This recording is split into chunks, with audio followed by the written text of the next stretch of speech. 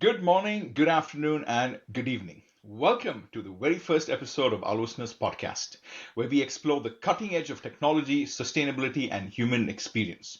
Today, we are thrilled to launch this journey by diving into a topic that perfectly aligns with our mission of Buildings Alive, a vision of buildings as self sustaining ecosystems that adapt and enhance the lives of its occupants. To mark this milestone, we are honored to welcome Sudhi Ranjan Sinha, the visionary author of Buildings 5.0, the peek into the future of buildings, an industry leader whose work is shaping the future of smart spaces. Sudhi, thank you so much for joining us and sharing your invaluable insights that challenge us to rethink the way we design, build, and operate the environments we live and work in. Sudhi, could you give us a brief introduction about who is Sudhi? What brought him here, and what has been the most impactful parts of your journey? Thank you so much, Emmanuel. It's a pleasure to be here. It's an honor to be here. It's a privilege to be here and sharing some thoughts and ideas with you and your listeners and viewers. Um, my journey started first in the tech industry, where I spent nearly a little over a decade working on various kinds of new and innovative technologies. Then I had the opportunity to be part of the buildings industry for another dozen odd years, where through my various experiences, I got to learn a lot about buildings and was very fascinating because, in a way, buildings have been a hallmark of human civilization. Mhm. But if we look at the use of technology in buildings, that's much more recent. In the grand scheme of things, it's about 150 plus years. Um, and it's fascinating that we still have a lot of buildings which are running systems which are nearly 100 years old. And we Mhm. have some of the latest and greatest technology also in the buildings.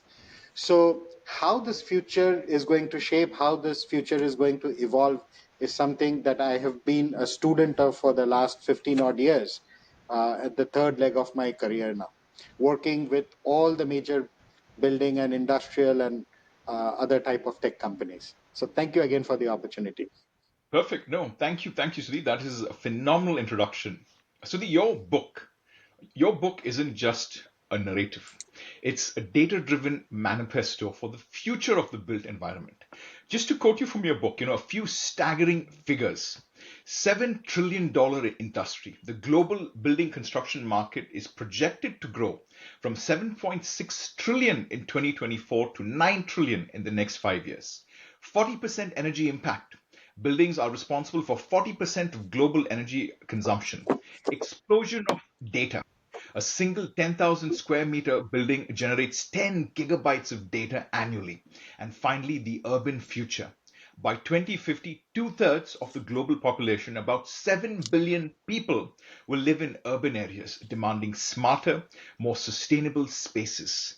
These insights highlight the challenges and opportunities before us, which you have brilliantly addressed in your book through the exploration of digital twins, AI, ESG, and even the role of metaverse in defining buildings. So, with that, Sudhi, I'm sure everybody is keen and eager to understand what is Buildings 5.0? Great question, Emmanuel, and thank you.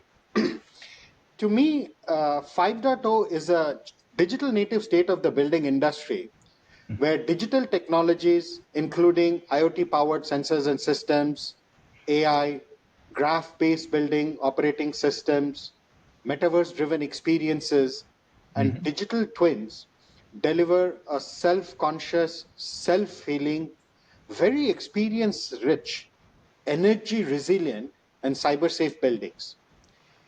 Historically, if we study this industry, technology and resource constraints have caused the buildings industry to evolve in silos.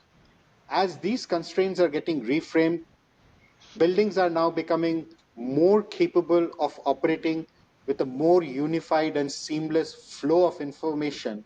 And as you rightly articulated, buildings are not just physical manifestation of the brick and mortar structures, which they still are, Mhm. but also rich data ecosystems that impact human experiences in a very profound way. Mhm. Wow. Two key words today that really stood out to me as you were explaining to our viewers what 5.0 was. One was on the importance of experience, and two was on the importance of cybersecurity. Two very key concepts in buildings which have probably been overlooked because we've assumed that everybody needs buildings to live in. Could you give us a little bit of your insights on the importance of experience and the need for cybersecurity and what is lacking in our world today? Great question. So, every building has a mission, and the mission of the building often is to support the business mission of the Hmm. company and the people that it houses. Right. So, the mission of the business can be furthered by improving the experiences and productivity of the people, and the building has a big role to play in that. Cybersecurity is an important topic, and it has been a topic of intense discussion and deliberation in this industry for, I would say, the last 12, 13 years ago, when a very large consumer company had a major breach, Hmm. which nearly had a disastrous impact on the company, cost them in excess of $70 Hmm. million of hard costs, and disrupted their business for a very long time. Hmm. Uh, and because the intrusion happened from a Hmm. building system, it was a third party building system, building automation system service portal through which the malware introduction happened. Wow. So, as we are in a more digital world, and as we have more and more bad actors creating new and innovative ways of causing harm, the Hmm. cybersecurity aspects of these building systems becomes so much more critical, in addition to the rich experiences helping drive productivity of people in such a way. Wow, fantastic, Sudhi. And with that, Sudhi, you said buildings have been around for 150 years.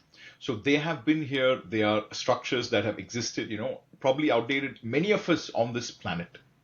Today, we're talking about digital buildings. Today, we're talking about connected buildings. We're talking about smart buildings and smart cities. Could you give our viewers an example that we can all relate to and how Building 5.0 is going to bring all this together? Another great question. No, thank you.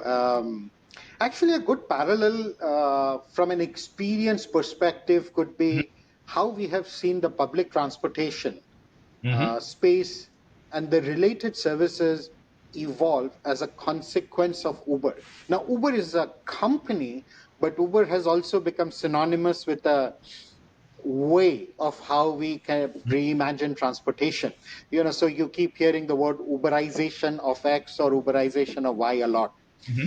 Historically, if we wanted to move from one place to another, depending on the destination, we had choices. And Hmm. sometimes we were required to follow a combination of those choices in the form of taxis, buses, boats, and also walking. They all had fixed locations and routes, and most of them had fixed schedules. Hmm. Today, we have numerous choices uh, at our fingertips. On top of that, if we want food, groceries, or other types of services, we can use the same app and the same ecosystem to Hmm. access those and enable its timely delivery to our satisfaction and to our needs. Hmm. Similarly, even today, buildings operate the way transportation industry used to operate in the past. Hmm. Fixed purpose, fixed systems, fixed modes, fixed schedules. But to me, that's shifting, and that is where I can find parallels between how one industry was reframed with technology and the need for experiences and the need for productivity.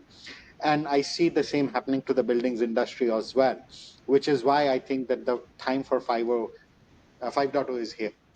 Oh, fantastic. And you see, the way you were explaining that concept, it really illustrates that buildings are an ecosystem from plan, design, build, commission, turnover, and operate. And along that ecosystem, unlike many of the other industries, buildings have so many players and so many touch points, which also brings us to the problem. you've got so many stakeholders involved. You've got folks that have been doing construction for decades, and construction, as we know, it generally lags behind the rest of the world. And they always say that if you have to change a system, you got to change the system from within. And all of a sudden, we have multi-generational workforces today like never before. And coming back to your point on experience and data, we have become power hungry consumers and generators of data. And to manage that data, we are building more buildings, buildings where people don't live. So, with all these forces coming in and all these generational shifts in terms of our buying patterns, our consuming patterns, our generating patterns, do you think this is the right time for Buildings 5.0? And if so, why now? Great question. Another. Thank you, Emmanuel. I think that in order for us to, Mhm, before we answer that question, let us review the evolution of the buildings industry, as we just talked about, right? The buildings have been around for more than 5,000 years, but the history of modern buildings could be chalked up to, let's say, less than 150 years, mhm, which started with the construction of tall buildings because that essentially necessitated uh, people to be moved up and down the building, which led to elevators, mhm, heating and cooling to be managed instead of being uh, not managed, which led to the HVAC industry, and then everything else almost followed. The mhm, early tall buildings had simplistic mechanical and electrical systems. And these were to operate the basic functions of providing cooling, moving people, or enabling the electrification of the building. mhm, Until mhm, the 1960s, mhm, building systems were largely pneumatic, which were mechanically controlled. Right? mhm. In the 60s, microcomputers started getting introduced, and Wow. that I call as the starting of the 1.0 era. This lasted for a good 20 to 25 years. Mhm, Then came the era of digital controls in the 80s, which we call the 2.0 era. mhm. This lasted for another 15 to 20 years. Wow. The turn of the century, so around the 2000s, which we call as the start of the 3.0 era, is Mhm, when we saw integrated building management systems as a concept, and some of the early versions of IBMS systems come into play.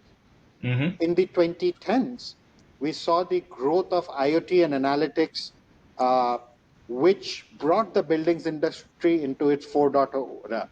Now, I wow. also want to kind of Mhm, highlight here that making sense of sensors has been in the building space for a very long time, mhm, since the beginning of 60s, I would say. So in a way, the buildings industry had adopted IoT before the term was coined. But mhm, when we say that buildings 4.0 equals the use of growth of IoT, it is more taking it to the edge and more democratization of those mhm, technologies for a broader implementation. In the book, we describe each of those eras in much greater detail, like what were the characteristics of that period, what were mhm, some of the capabilities, what innovations we saw happening in that time frame, who mhm, were the major players, what kind of collective actions did we see in terms of new standards, business practices, construction methods, or mhm, operations methods. So, a lot of those topics we cover when we talk about, I think it's in the chapter 2 of the book where we delve into the evolution. And as you would see, that with each passing era, the mhm, pace of evolution actually became a little faster. Agreeably, the mhm, pandemic halted some of that progress because we were busy with taking care of the society and health at large, and a large portion of the buildings were actually unoccupied. But now that's behind us, and we are ready to mhm, enter into this digital enriched 5.0 era. And this is being driven by many factors. There is a huge shortage of human resources. There are some mhm. reports which say that uh, more than 15 to 20% shortage exists in terms of Wow. qualified resources required to design, construct, build, and operate these new buildings. The complexity of managing the numerous systems in the buildings has Mhm. significantly increased. Right. Buildings are playing a lot more critical role in delivering the mission of the business. The Mm-hmm. energy landscape is shifting. And now, in the post pandemic world, there Mm-hmm. is a much higher degree of adaptability of the usage of the building that Wow. is has come into play. And of course, this new generation workforce is demanding a much superior experience. Mm-hmm. And these driving factors, to me, are leading to this next major transformation in the journey of buildings. Wow, that is fantastic, Sudhi. And if I contrast your answer to the evolutionary landscape of pictures of great momentous times in history, we've all seen those amazing pictures of construction workers sitting on high cranes, having Yeah. lunches of New York. We've seen portrayal of buildings in iconic movies, where the shot starts with the picture of that building. Or in every aspect, when you look at a beautiful home, they'll always start with the outside of the home and then they take you inside the constructs of the home. Now, that evolution has gone from physical constructs of metal and might, something as simple as us using rivets to bolt beams together, to then figuring out and saying, you know what, actually a nut and a bolt is a lot more secure. You're able to torque it and buildings are a lot more stable. From small buildings to high-rise buildings to small cozy homes to multiple homes all coming together on that same spot. And the comment that you made, so a lot of people may not understand this, but buildings have been collecting data for a very long time. And and in your book, you say that a 10,000 square meter building can generate 10 gigabytes of data annually. So we have been contributing as an industry to the formation of AI and leveraging data long before any other industry has. Would you agree with that, Sudhi? I do. And during the writing process, I did some calculation and did some research. Mm-hmm. If we look at the amount of data that is generated by Meta today, which has got powerful platforms like Facebook, WhatsApp, Instagram, and others, right? And they are coming up with Yep. new things, cool things. Uh-huh. The small population of smart buildings that exist today Mm-hmm. generates 55,000 times more data than Meta as a collective platform, if you will. Wow. So the data richness of the buildings industry, which is still largely untapped and under leveraged, is huge.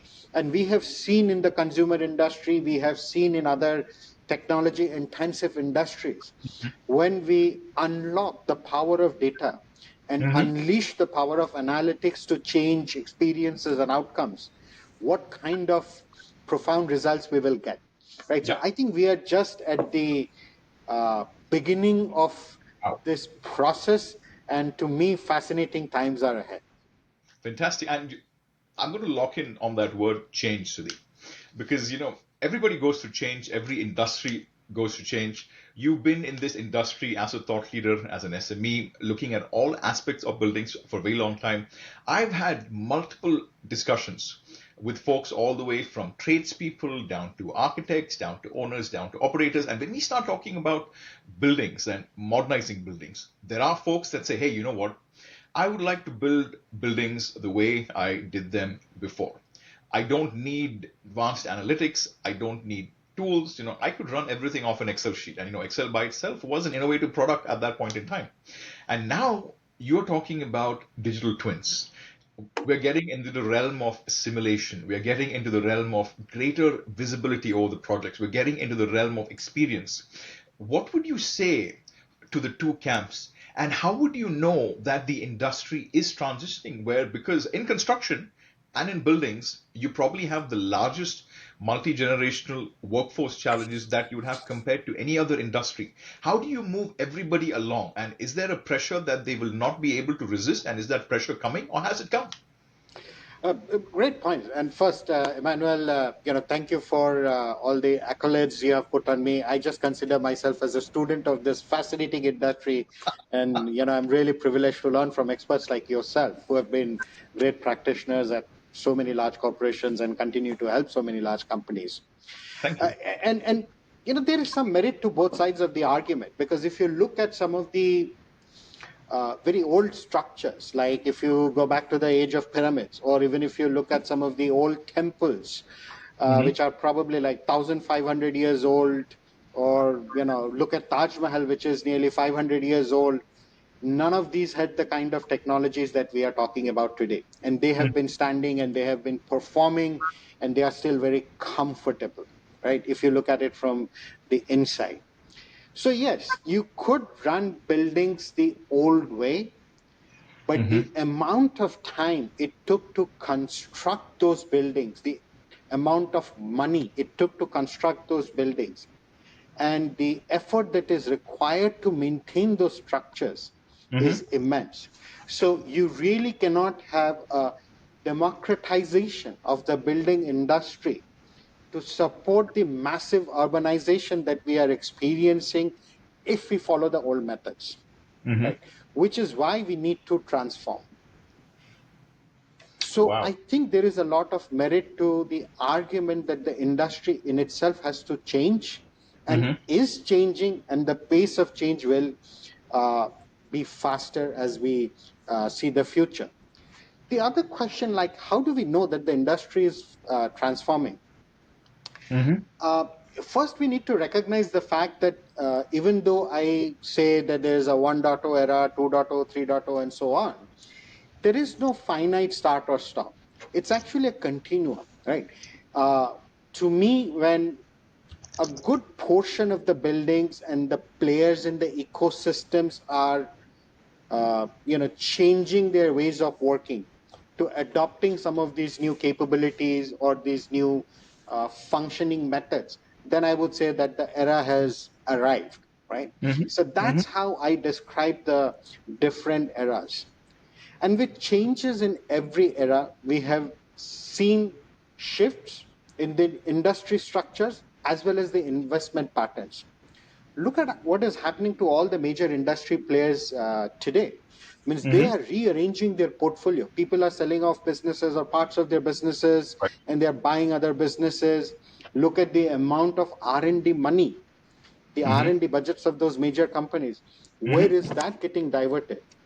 Previously, what was considered as a digital budget overlay for some software, some minimal software and applications, today is the core of a lot of the spend for new construction as well as for brownfield projects. So to Hmm. me, when the industry structure is changing so rapidly, and we have Hmm. seen a lot of those changes happening in the last 12 months, and Right. we continue to see that pace of change, whether it is in the established companies that have been around for 100 years, or a lot of the new startups that have been around for much less time, and we see the shifts in the spending patterns. That tells me that this shift is here. The shift is, we are at the precipice of that change. So Wow. to me, I don't think it's a question. I think it's of whether or when. I think it's a question of how fast. No, that is phenomenal, Sudhi. And I know, as a student of buildings who's been studying buildings for most, if not all of your life, I'd like to contrast two structures and get your perspectives on these structures. Going back to your book and the evolutionary journey that you have described in the book, we have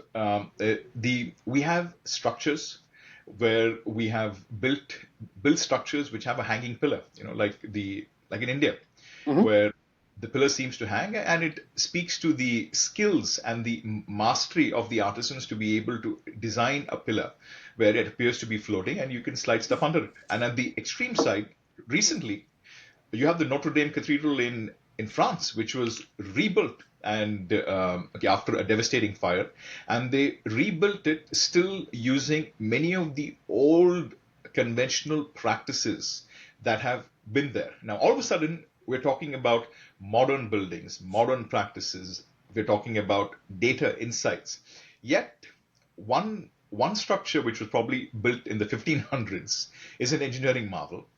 One structure which was restored to its former glory, we intentionally chose to follow the practices of old to be able to replicate what it was. So, with these contrasting viewpoints, Sudhi, the question is, how do we prepare us for the modernization of buildings? How do we prepare us for the shift that this industry is going through when you have such vast examples of modern and old coming together and coexisting?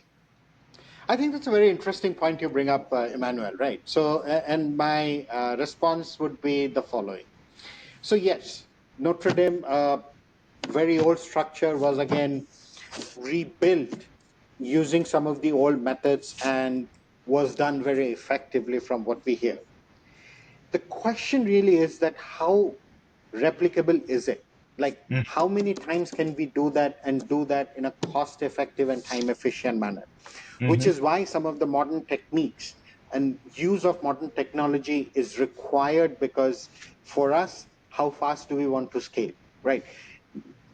Buildings like, and if we look at another great structure that way, Sagrada Familia has been under construction for what? I think more than 100 years now, and Right. it is about to get done in the next couple of years or so.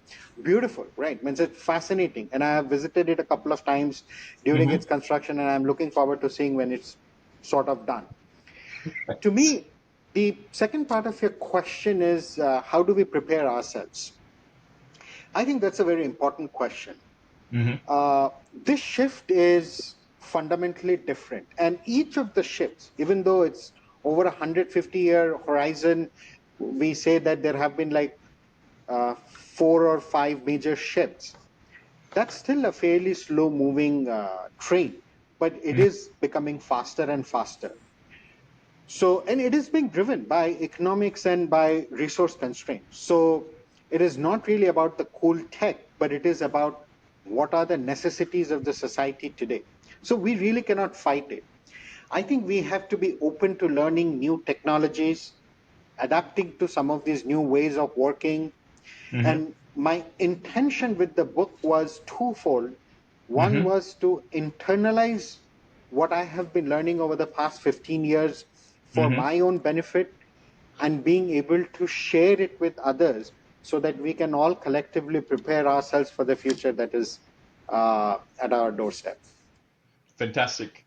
Thank you so much, Sudhi, for your amazing insights. I'm sure we could talk endlessly for hours on end, but this session has been phenomenal. I'd like to thank you so much for agreeing and choosing to be a part of our listeners' podcast.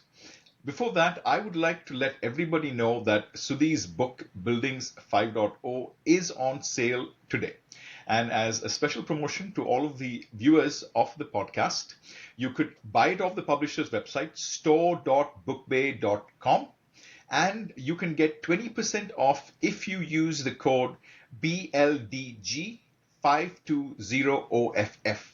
That is Bravo Lima Delta Golf 520 Oscar Foxtrot Foxtrot.